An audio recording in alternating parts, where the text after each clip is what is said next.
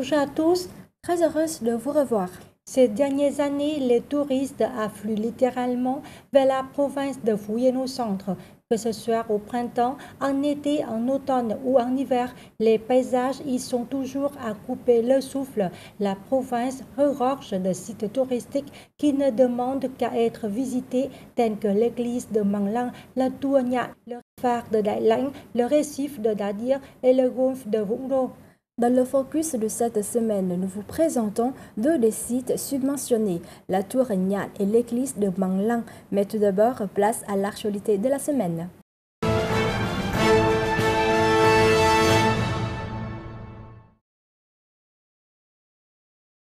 Helvetia Street Intercooperative et le Centre pour le développement de l'économie rurale Crète ont organisé le 13 août à Hanoï une conférence récapitulative du projet de commerce bio en Asie du Sud-Est. Plus d'une centaine de délégués, dont notamment l'ambassadeur de Suisse au Vietnam, Thomas Gass, ont participé à l'événement. Avec son thème « Cultiver un avenir plus vert, l'histoire du commerce bio du Mékong ».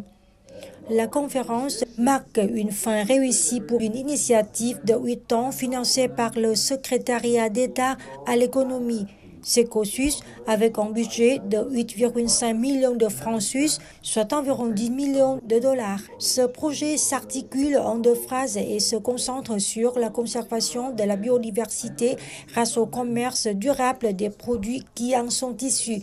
Il intègre les producteurs et exportateurs locaux aux chaînes de valeur mondiale, augmentant ainsi les revenus des populations rurales du Myanmar, du Vietnam, du Laos et du Cambodge, dont les moyens de subsistance dépendent des ressources de la biodiversité. À ce jour, 78 entreprises vietnamiennes, birmanes, laos et cambodgiennes ont été intégrées au projet avec succès, rejoignant les chaînes de valeur mondiales et générant ainsi plus de 193 millions de dollars de revenus d'exportation.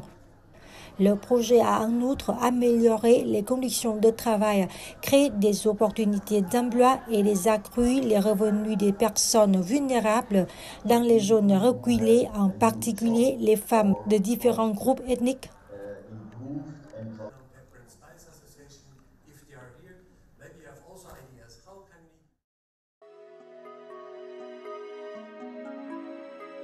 Le célèbre site voyage Wanderlust Storytellers a récemment classé Mukang Chai, situé dans la province montagneuse de Yên Bai, au nord du Vietnam, en tête de son classement des 25 lieux à la beauté surréaliste à travers le monde. Célèbre pour ses magnifiques rizières en terrasse, ce district offre des paysages à couper le souffle et une riche culture.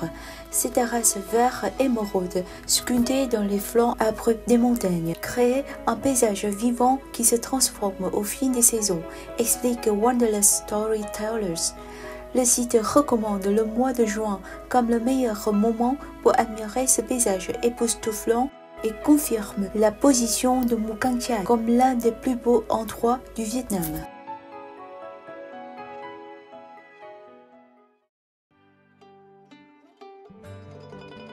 Le Courrier du Vietnam vous propose dans son numéro 34 un tour d'horizon à travers le Viet Bắc, berceau de la révolution vietnamienne où se trouvent les 6 provinces du Nord, Cao Bằng, Bắc Cạn, Lạng Sơn, Thái Nguyên, Tuyên Quang et Hà Giang. Cette région se développe de plus en plus en valorisant ses patrimoines historiques. Les articles passent en revue l'histoire glorieuse de cette capitale de la résistance.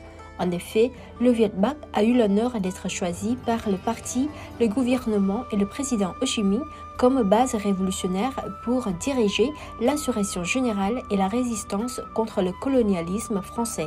Jusqu'à ce jour, les vestiges historiques dans ces 6 provinces sont bien préservés, faisant la fierté du peuple vietnamien. Le numéro 34 met également en avant l'union entre ces provinces, qui constituent la force du Viet Bắc, dotée de similitudes multiples en termes de conditions naturelles, d'histoire et de culture. Ces localités mettent le tourisme au cœur de leur stratégie de développement en vue d'un essor socio-économique tant local que régional. Dans ce cadre, le Courrier du Vietnam invite ses lecteurs à découvrir la diversité culturelle et la richesse gastronomique des 6 provinces du Viet Bắc qui se distinguent avec son label touristique 6 localités, une destination.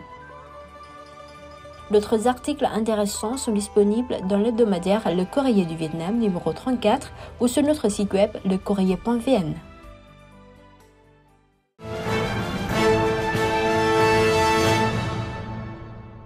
La province de Phu Yen ne se contente pas d'offrir des plages de sable fin et une eau transparente entourée de somptueux paysages. Elle possède également de nombreux sites touristiques à visiter. La tour Nhat et l'église de Mang Lang sont 2 destinations de choix pour beaucoup de touristes. Située au cœur de la ville de Tuy Hoa, la tour Nhat est devenue un lieu prisé par les touristes passionnés par l'architecture, l'art et les croyances. La tour, dédiée aux esprits des Cham, demeure à ce jour l'unique tour Cham de cette province. À environ 30 km de la ville de Tuy Hoa, l'église de Mang Lang se situe dans la commune d'An Thạch, district de Tuy An. L'ouvrage a été construit en 1892. Le mélange entre son architecture européenne et son identité vietnamienne fait de l'église de Mang Lang un édifice mystérieux qui interpelle tous ceux qui s'y rendent. Sans plus attendre, visitons ces 2 sites pour découvrir leur originalité.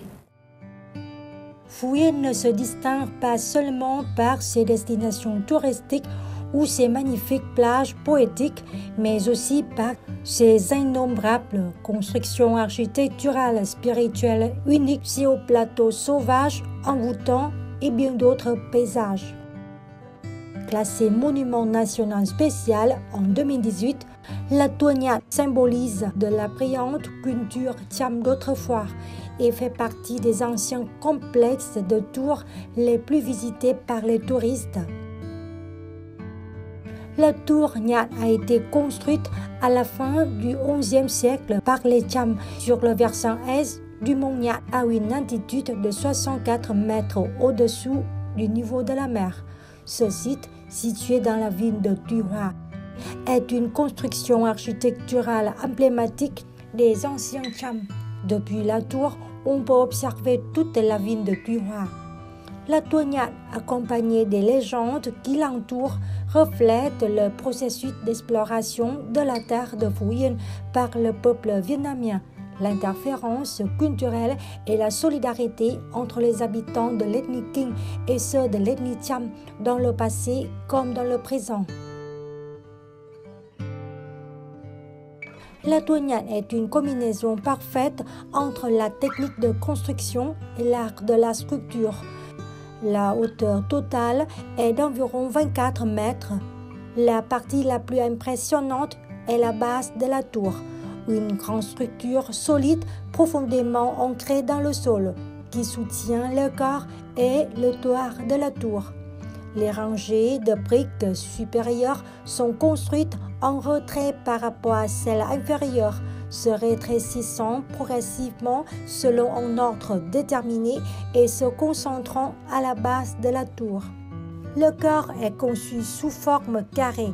Le toit comporte 4 niveaux avec des formes et des lignes très inhabituelles, atteignant une hauteur d'environ 8,5 mètres.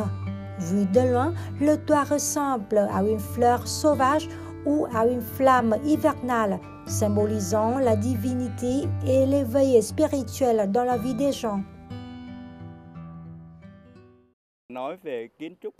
J'aime beaucoup l'architecture Cham. J'ai déjà visité plusieurs tours, comme la tour Ponaga à Nha Trang, la tour Bangit à Quy Nhơn et maintenant la tour Nhat à Tuy Hoa.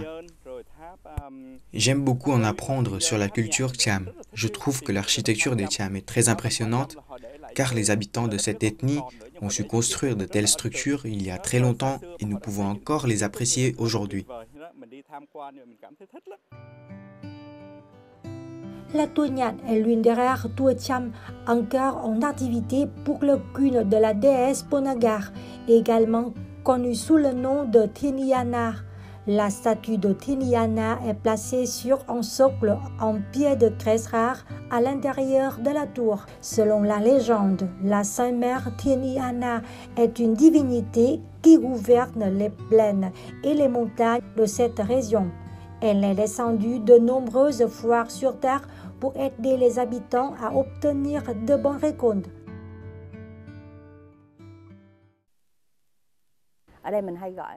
Ici, nous l'appelons souvent Sainte Mère Anna. J'adore l'atmosphère de cet endroit. Chaque fois que je viens, je fais des offrandes et je me détends.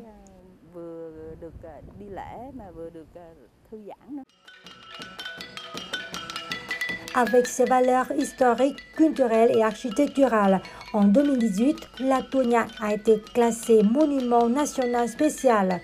Elle représente un pont entre le passé et le présent. Les visiteurs viennent ici non seulement pour admirer et découvrir l'architecture et la culture Cham, mais aussi pour profiter des musiques jouées avec des lithophones et pour honorer cette terre et de ses habitants. En quittant la ville de Tuy Hoa et en suivant la route nationale 1A, vers le nord sur environ 30 km, on arrive à l'église de Mang Lang. L'ouvrage se situe dans la commune d'An Thạch, district de Tuy An. Cette église tire son nom d'une variété rare de grands arbres, aux feuillages ovales et aux fleurs violettes. L'église est le lieu de naissance du bienheureux André Phu Yen, l'un des martyrs patrons de la jeunesse catholique. Érigée en 1892, l'église est une des plus anciennes du pays.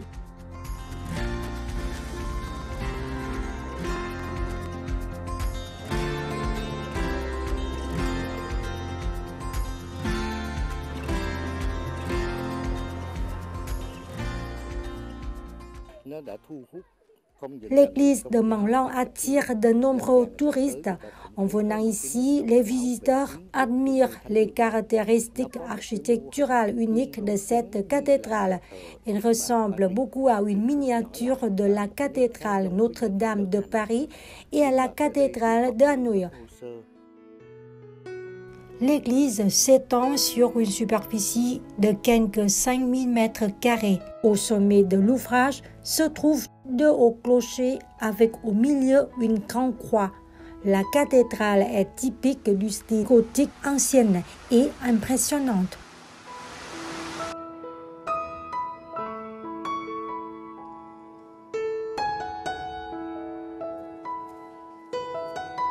L'église de Mang Lang présente également des motifs magnifiquement sculptés honorant la culture vietnamienne sur ses portes principales en bois.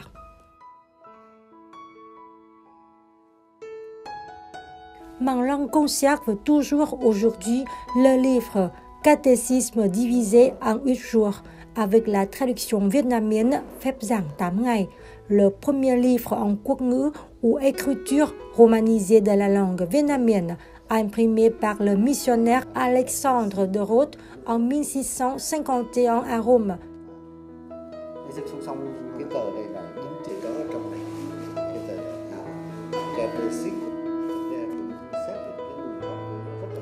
Cả nước hiện nay chỉ có phép của tổ mà theo đó đạo thánh Đức Chúa Bà Lộc.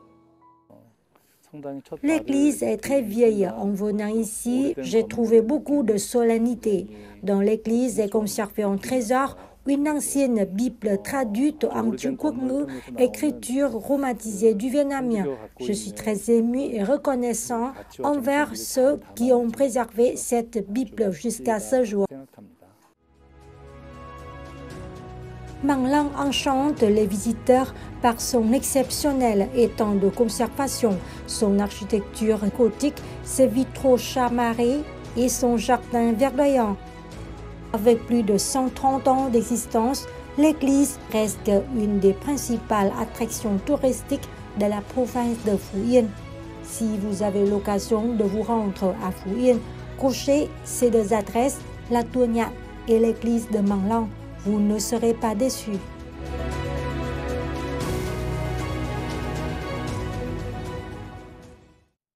C'est la fin de cette édition. Merci pour votre fidélité Et à la semaine prochaine.